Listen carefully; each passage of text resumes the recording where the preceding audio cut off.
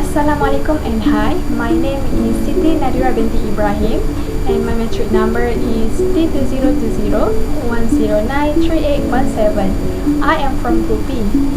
I will present about the review topic of mini assignment. For the contents, there is 5 topics, which is topic 1, computer crime and security, topic 2, intellectual property, topic 3, privacy and surveillance, topic 4, computer reliability, and the last one is topic 5, which is professional ethics. Topic 1 is computer crime and security. What is cybercrime? Cybercrime is a criminal action that involves the intentional use or targeting of a computer network, or network device. Cybercrime occasionally seeks to harm networks or computers for purpose other than financial gain. They could be personal or political. There are several types of cybercrime, which are cyberstalking, cyber terrorism, cyber pornography, hacking, malicious code, and so on. One type of cybercrime that I choose is hacking. Hacking is the act of finding and then exploiting weaknesses in a computer system or network in order to gain unauthorized access to personal or organizational data. Although hacking is not always a malicious activity, the term is mostly associated with cybercrime. There are 4 categories of hacking, which are computer hacking, password hacking, email hacking, and network hacking. Meanwhile, there are 5 hacking techniques, which are auto-dialing, zapping, password guessing, piggybacking, and scavenging. Okay, for the auto-dialing, it systematically dials with his or her computer until answered by the computer on the other side of the line. And for zapping, it penetrates a computer system by unlocking the master key to its program, then self-destroying it by activating its own emergency program. Meanwhile, for piggybacking is pretending as a legitimate user of the network by using the user's ID and password, then logs into network illegally. Besides that, scavenging is one of the hacking techniques that search through stray data for clues that might unlock the secrets of a target computer system.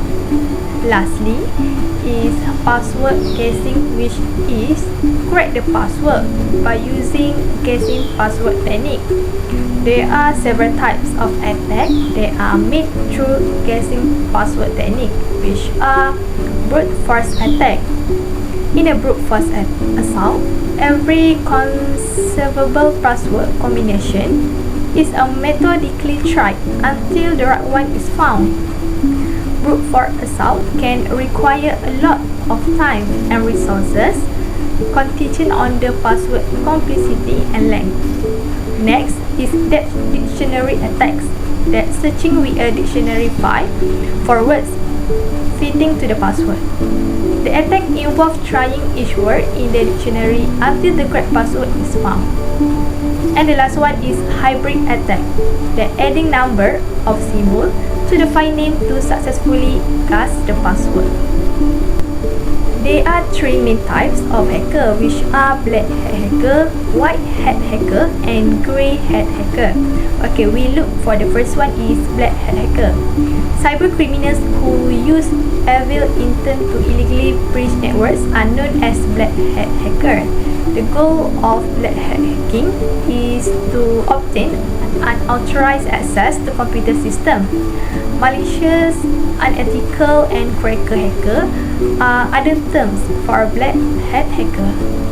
Okay, for the second, which is white hat hacker, ethical security hackers or white hat hacker is attempt to find vulnerabilities in system to patch and improve overall internet security by breaking into system with the consent of the organizations they target. Red teams, tiger teams, sneaker clubs, or hacker clubs are terms used to describe group of white hat hacker. Okay, we look for the grey hat hacker. In addition to lacking the prior knowledge or approval of people whose system they hack into, grey hat hacker might not have the same illegal or harmful intent as black hat hacker. However, instead of completely exploiting vulnerabilities like zero-day ones, grey hat hacker report them when they find it. Okay, there are some key strategies to help protect the computer and data from hacking. Firstly, use strong and unique password. Make secure password with a combination of special characters, numbers, and letters. Secondly, enable two-factor authentication, 2FA. Whenever feasible, turn on two-factor authentication. Also, maintain updating system and software. Update an operating system, antivirus program, and other apps frequently to fix security flaws. Next strategy is avoid public Wi-Fi for sensitive transactions. When connecting to public networks, make use of a virtual private network (VPN) for increased protection. Let we move to the topic 2, which is intellectual property. As an individual software developer of the owner of a software company in Malaysia, registering intellectual property (IP) is a crucial step to protect my innovative software. Here are the steps involved in registering my IP with the Intellectual Property Corporation of Malaysia, MyIPO. Okay, for the step 1, visit the MyIPO website, which is go to the Intellectual Property Corporation of Malaysia, MyIPO website. For step 2, I need to identify relevant IP protection. For my software, I choose copyright protection. Then, I need to explore the available options for intellectual property protection. In the case of software, copyright protection is often applicable. Then I check the specific requirement and guidelines related to software copyright on the MyIPO website. Okay, next is step 3. Is I should understand copyright protection for my software. I review the information provided by MyIPO regarding copyright protection for my software. Understand the rights and benefits associated with copyright, as well as the duration of protection. Okay, for the step 4 is I need to prepare necessary documentation. Before starting the application process, gather all the necessary documentation, including the source code, design documents, and any other relevant materials that support my claim for copyright. Next is step 5, which is complete online forms. MyIPO provide online application forms for copyright registration. So, I locate and fill out the relevant forms and provide accurate and detailed information about my software, its development, and its significance. Next is step 5, which is attach supporting document. I need to upload the required supporting documents, such as a copy of the software source code, to strengthen the copyright application. Then I follow the guidelines that provided by MyIPO for the document submission. After that is step 6, which is pay application fees. I check the applicable fees for copyright registration and make the necessary payments through the online platform. MyIPO's website provides detail about fee structure. Then, step 7 is review and submit. I need to carefully review the information provided in the application and ensure that all required documents are attached. Once satisfied, I submit the application through the online portal. Step A is wait for the confirmation. After submission, I need to wait for my IPO to process the application. The duration of the process may vary, so be patient. And the last step is which is step 9. I receive certificate of copyright. If the application is successful, it will receive a certificate of copyright from my IPO. This certificate serves as official documentation of my software copyright protection. Topic 3, which is privacy and surveillance. What is surveillance? Surveillance is the methodological, ongoing observation or monitoring of people, location, things, or actions with the goal of gathering data, enforcing rules, or upholding security. Okay, what is the type of surveillance?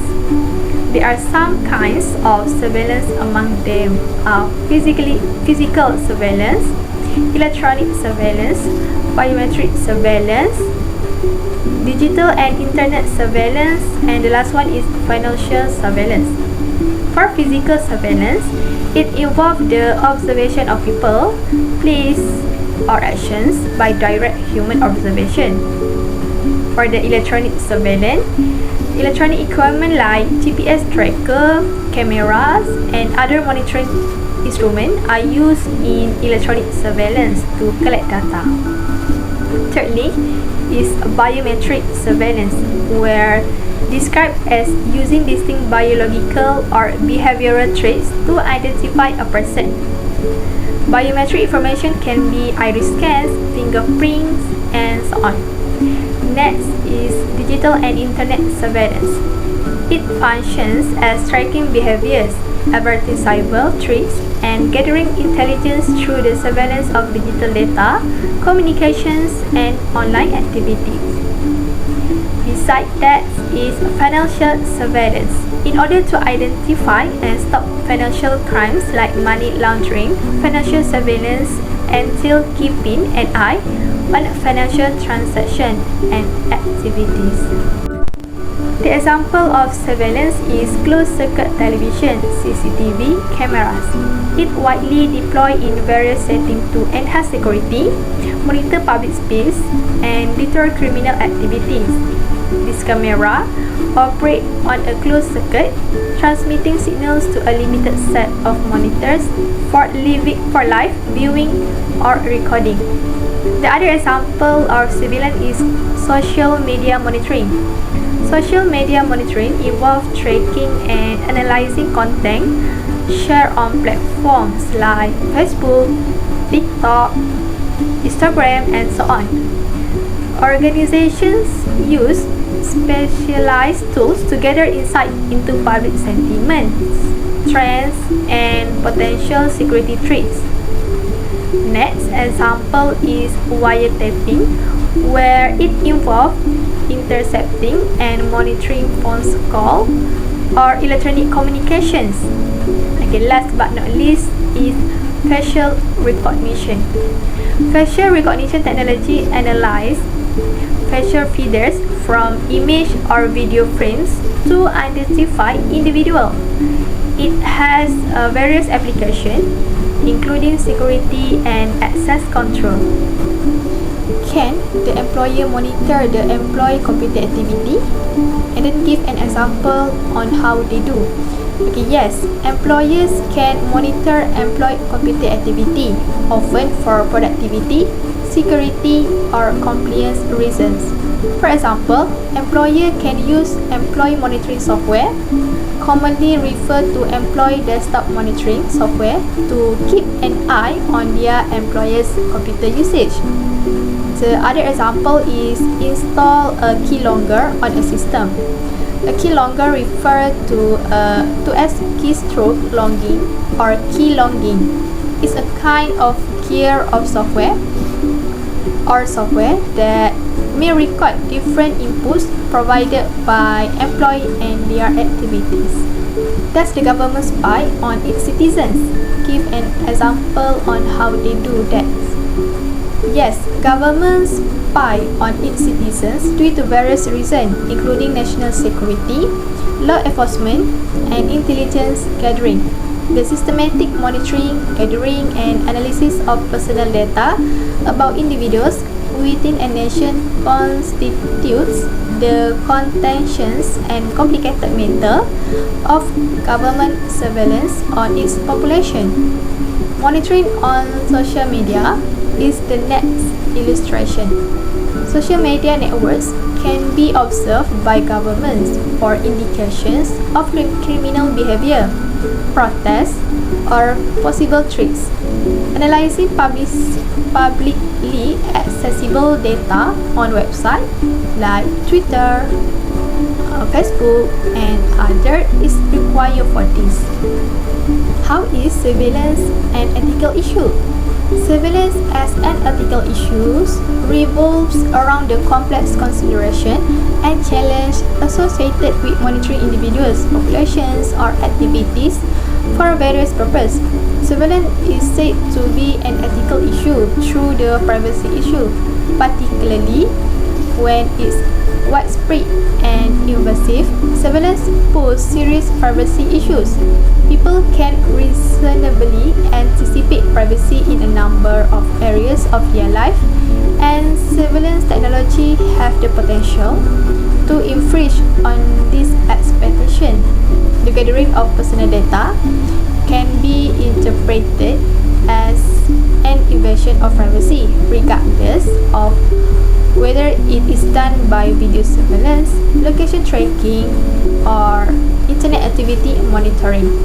What is the step that can I take to block or prevent from public or government surveillance?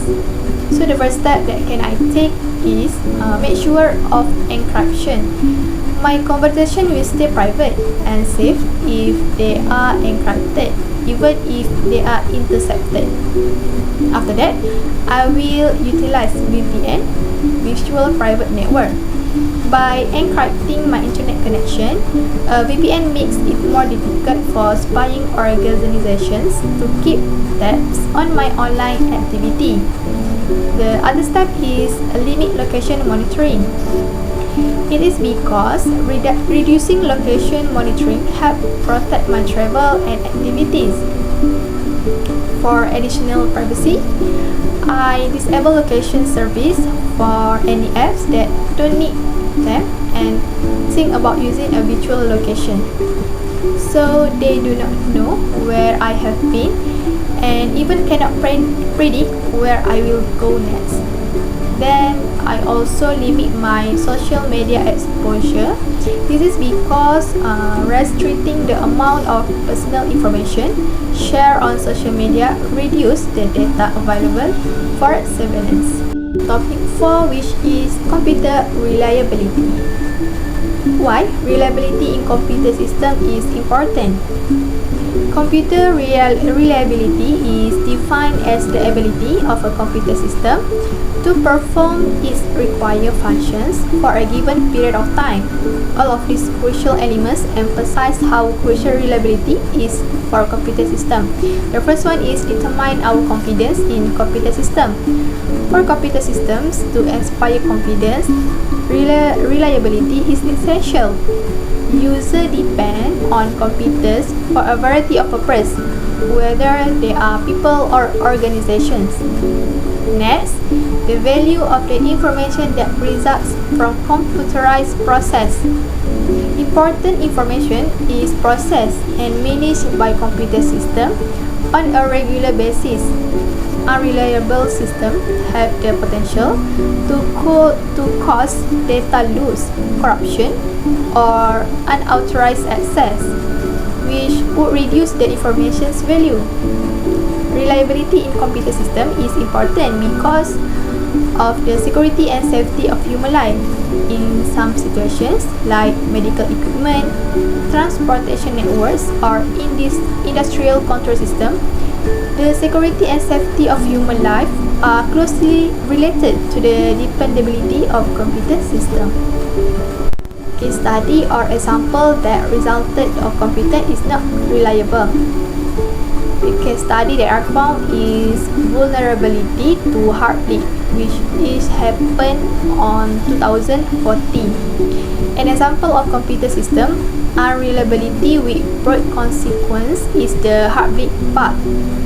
A significant security flaw in the OpenSSL cryptographic software library, which is frequently used to encrypt internet communication, was found in April 2014. By taking advantage of a software bug, attackers were able to possibly obtain private information such as password, cryptographic keys, and username. Through this event, it's brought to light how important it is for the core software components of the digital infrastructure to be reliable. System administrators were forced to quickly buff their system to fix the vulnerability, which affected a large number of websites and online services. Hardware reliability. In my opinion, Nokia and BlackBerry era were known for their robust build quality. The material used in the construction of this device, often including polycarbonate and metal, contribute to their sturdiness. It's not just that, the battery life on Nokia and BlackBerry phone was a standout feature. This device also designed to offer extended periods of usage between charge. BlackBerry devices, in particular, were praised for their physical keyboards. These keyboards were tactile, which is provide a satisfying typing experience, and were known for their reliability. Okay, for the current Android and Apple era, model smartphones from Apple and Android manufacturers continue to prioritize hardware reliability. Advances in materials and manufacturing technologies have allowed for the use of high-quality materials such as glass and aluminium that contributing to improve build quality. The effect is current era has seen a trend toward sleek and thin smartphone designs, and at the same time enhance the visual appeal and portability of device. Advances in technology have allowed for the incorporation of large, higher resolution screens without sacrificing structural integrity. This provides users with more immersive display without compromising the overall reliability of the device. Software reliability. In my opinion, for the Nokia and BlackBerry era, this device run relatively simple software during the Nokia and BlackBerry period. The primary features including testing, telephony, and simple productivity tools were highlighted. With fewer features that can cause error or conflict, the software simplicity made for a more reliable and consistent user experience. Next, by today's standard, the application ecosystem of this era was small. A limited range of programs, frequently pre-installed or accessible through official application shops, were available to users. Due to fewer third-party applications interacting with the system, there were fewer chances for software conflicts or vulnerability as a result of the smaller application ecosystem. For the current Android and Apple era, both Android and Apple are sophisticated operating systems with advanced features and extensive capabilities. They support a wide range of functionalities, including multimedia, gaming, productivity, and more. Besides that, the application ecosystem for Android and Apple are vast and diverse, offering millions of applications. Also, both Android and Apple regularly receive updates for security patches, bug fixes, and new features. These updates are crucial for maintaining the overall security and performance of the device. Topic 5, which is professional ethics. A professional code of ethics for software engineers is a set of guidelines and principles that outlines the ethical responsibility and conduct expected from individuals working in the field of software development. These codes are designed to govern the professional behavior of software engineers and promote practices that prioritize integrity, responsibility, and the well-being of stakeholders. The code serves as a framework to guide ethical decision making and ensure that software engineers contribute positively to society.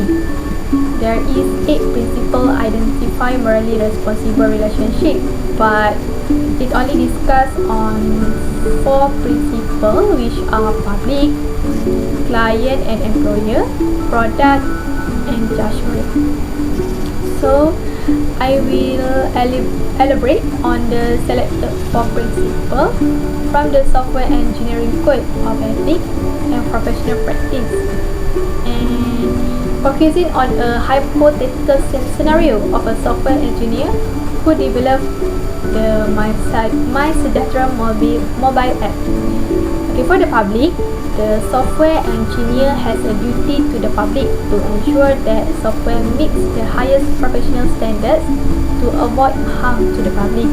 There is application in user privacy, so it prioritizes the privacy and security of users within the MySejahtera app by implementing robust encryption protocols, secure storage of sensitive data, and transparent data usage policies to ensure user information is protected. Next, application in health data accuracy.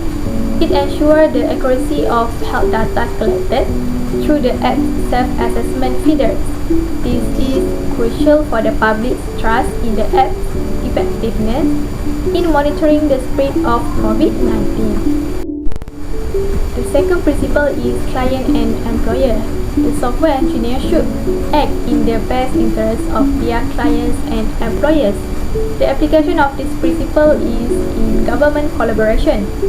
It can maintain open and transparent communication with the Malaysian Ministry of Health (KKM), treating them as the primary client. It regularly updating stakeholders on the application's progress, address concerns promptly, and align development with the Health Ministry rules and guidelines. Next application is in public health impact.